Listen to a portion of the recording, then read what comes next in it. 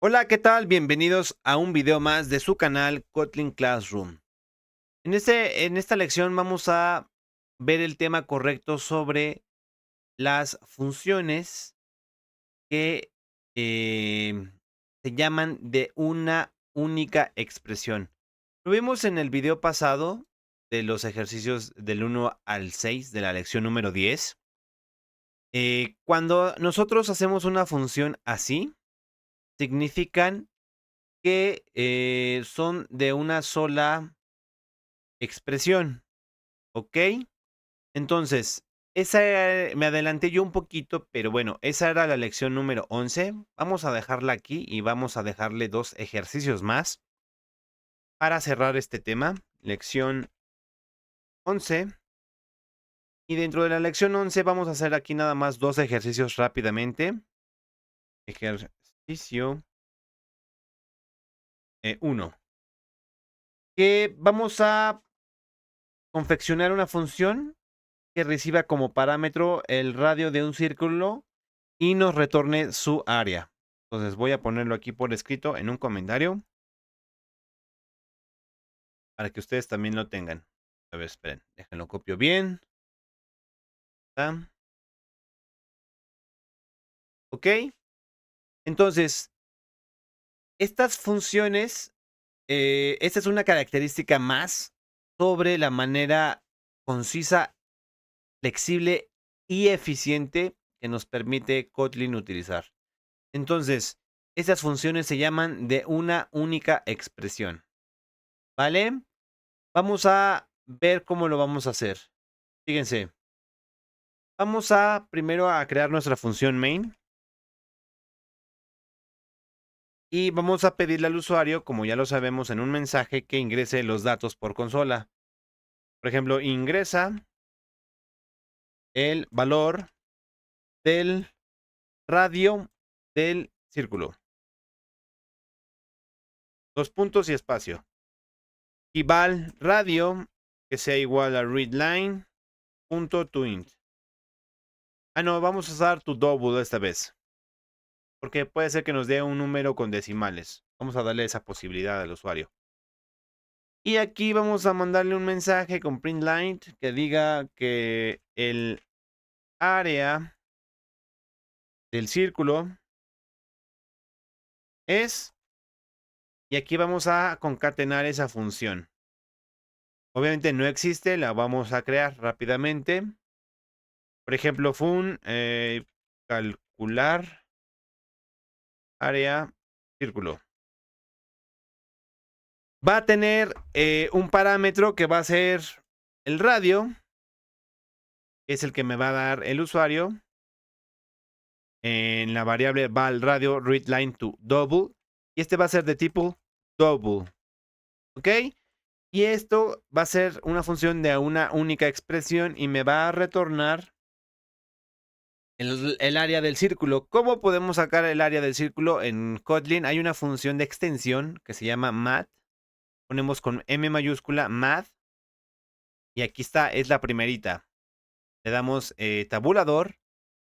Y también vamos a llamar a pi. Le ponemos punto pi en mayúsculas. Ese valor ya vienen precargados en el IntelliJ para Kotlin. Entonces, ¿cómo sacamos? Es pi por radio al cuadrado. Entonces es por radio. Perdón, aquí es. Por radio. Por radio. Volví a poner suma. Es por. Es que. Por radio. ¿Sale? Entonces aquí ya podemos llamar directamente a la función con el resultado. Le ponemos entre llaves. Y podemos llamar a calcular el área del círculo. Y le pasamos como valor a nuestra función que nos pide ese valor radio, que es el que el usuario va a ingresar aquí. Y listo. Con esto hemos terminado este ejercicio. Vamos a ejecutarlo para ver qué es lo que hace, que funcione. No nos marca ningún tipo de error. ¿Ok? Vamos a esperar a que compile. Recuerden, lo que estoy haciendo aquí es que estoy llamando a la función que contiene una única expresión, ¿sale? En una función print, nada más. En lugar de guardarla en una variable como lo vimos en ejercicios anteriores, porque no la estoy usando en ningún otro lado, pues simplemente la llamo en una función print. ¿Ok? También es posible. ¿Vale? Y vamos a ver qué nos arrojó el ejercicio. Ingresa el valor del radio del círculo. A ver, este va a venir 5. ¿Ok? Y me dio un número bastante grande. Hay una manera que vamos a ver más adelante, cuando nos topemos con ese tipo de dato, los flotantes, cómo hacer que solo me dé 2 decimales el resultado. Porque si se dan cuenta, aquí me está dando un montón de decimales, los cuales a mí pues realmente no me sirven. ¿Ok? Cuando trabajemos con esos decimales, vamos a acortar el resultado a que solo sean 2 decimales. ¿Vale? Y vamos a hacer un último ejercicio un poco interesante. Vamos a cerrar este. Aquí mismo en la lección 11, que es funciones con una única expresión. Ese es el tema de la lección 11. Eran funciones con una sola expresión. ¿Ok? Ejercicio 2. Lo voy a poner aquí. Espérenme tantito. Dale enter aquí. Dice, esto pequeño. Dice, vamos a confeccionar una función que reciba un número entero comprendido entre 1 y 5 y nos retorne el número en letras. Si el número no está en este rango, la función retornará la leyenda error. ¿Ok? Entonces, si vamos a poner un rango entre 1 y 5, pues podemos usar una función, más bien, un ciclo for. ¿Ok? Entonces podemos hacer así. A ver, fun main, paréntesis y sus llaves. Dice, vamos a confeccionar una función que reciba un número entero comprendido entre 1 y 5 y nos retorne el número en letras. Si el número no está en este rango, la función retornará la leyenda error. Entonces, a ver, vamos a crear esa función. A ver, fun convertidor de número a letra. Eh, yo quiero que tome un valor. Este valor va a ser de tipo entero, que es el que me va a dar el usuario, y me va a retornar una string. Entonces le voy a poner aquí string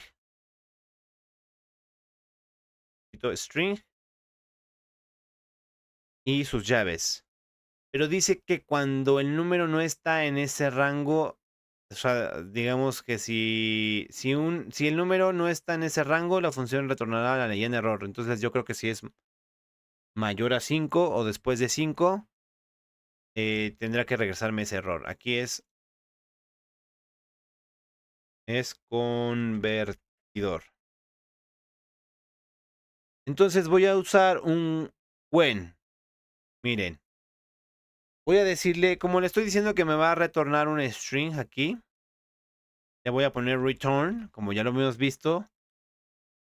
Cuando, faltan sus paréntesis, cuando ese valor que yo le voy a meter como usuario haga algo. ¿Qué es ese algo? Ah, pues adentro del when lo voy a definir. Le voy a decir que cuando yo ponga el número 1, me retorne a lo mejor un 1. ¿No? Lo voy a poner a letras. 2. Cuando sea 2, que me regrese pues 2, ¿no? Y así hasta el número 5. 3. Regrese 3. Luego 4.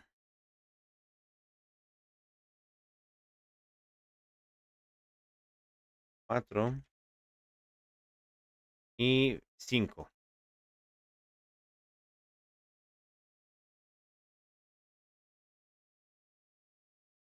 Si dice, a ver, y no retorne el número en letras. Si el número no está en ese rango, la función retornará la leyenda error. Pues un else aquí para que siga el otro camino. O sea, si yo pongo 0 a negativo o de mayor a 5 a positivo, como no está en ese rango, pues me va a regresar error. ¿Ok? Entonces, así me imagino una función. Digo, aquí no está con una sola expresión. ¿Por qué? Porque en este caso tengo adentro un when que tiene que evaluar ese valor.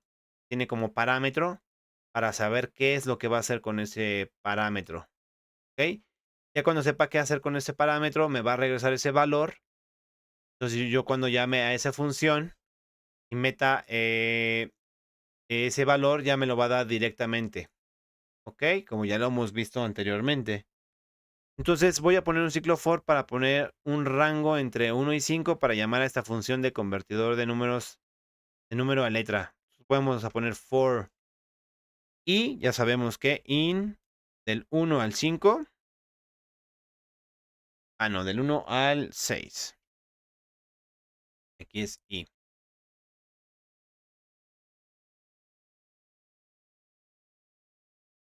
¿Por qué le pongo este 6? Porque si solo le dejo hasta el 5, me va a marcar hasta acá. Pero si le pongo ya después de este rango, ya me va a ir por este camino. O sea, como el 6 ya es mayor a 5 en mi rango, ya puedo entrar en esta rama del when, en este else de este when. ¿Sí me explico? Entonces, el 1 corresponde a esto. Y de aquí al 5 hasta acá. Pero oye, ¿cómo activo esto? Si solo llego al 5, pues nada más le agrego un número más para que se meta por esta rama. ¿Ok? Y aquí le voy a poner unas llaves porque en el ciclo for, como estoy llamando a una función, recuerden que dentro de nuestros ciclos, when, if, while, for, puedo llamar a funciones que estoy creando afuera de la función main. ¿Ok? Y para eso, si se dan cuenta, aquí no está haciendo esta función ninguna operación matemática, como para ponerle llaves. Pero cuando yo llamo dentro de un ciclo a una función, sí le debo de poner sus llaves. ¿Ok? Entonces recuerden, cuando hay operaciones se ponen llaves y cuando también llamo a funciones también se ponen llaves. Porque luego hay gente, y he visto códigos que lo dejan así, le dan enter y aquí ponen su código y no funciona. ¿Se dan cuenta? Entonces, es importante ¿por qué? Porque si yo hago esto y me escribo aquí afuera, es como si ya me saliera de este ciclo. Ya no estoy diciéndole qué haga dentro de este ciclo. ¿Sí me explico? Entonces, estas llaves aquí, después de los paréntesis, después de su rango, le indican al compilador de Kotlin que estas llaves van a hacer algo dentro de este rango. ¿Ok? Yo no pusiera las llaves, pues no hace nada dentro de este rango porque no tiene nada definido adentro. ¿Sí me explico? Entonces así funciona, por eso debe de llevar estas llaves. Aquí le ponemos print ln, vamos a dar en un nuevo mensaje. Y aquí ya puedo llamar al convertidor de números. Y me está pidiendo ese parámetro, ese valor. Pues ese valor, recuerden que i toma el valor 1, toma el valor 2 y así sucesivamente en cada iteración del ciclo for. Entonces, ese es el valor i. ¿Ok? Vamos a ejecutar para ver qué es lo que pasa. Listo, miren. Y entonces, yo lo puse hasta el error para que vieran que funciona, porque si le pongo hasta el 5, solo va a aparecer hasta el 5. Y dice que si el número no está en ese rango, la función retornará la leyenda error. Pues aquí está la leyenda error. ¿Ok? Y pues le añadí del 1 al 5. ¿Vale? Entonces, así funciona, así yo haría este ejercicio, de esta manera. ¿Vale? Y aquí, bueno, es un poco difícil hacer esta función de una sola expresión porque, bueno, depende también lo que estés haciendo, ¿no? Pero bueno, se entiende el concepto de cómo funcionan las funciones de una sola expresión. Lo hicimos en videos anteriores, en ejercicios anteriores. ¿Vale? Recuerden que si tienen dudas o preguntas, en la caja de comentarios con mucho gusto las pueden dejar y yo se las voy contestando. ¿Vale?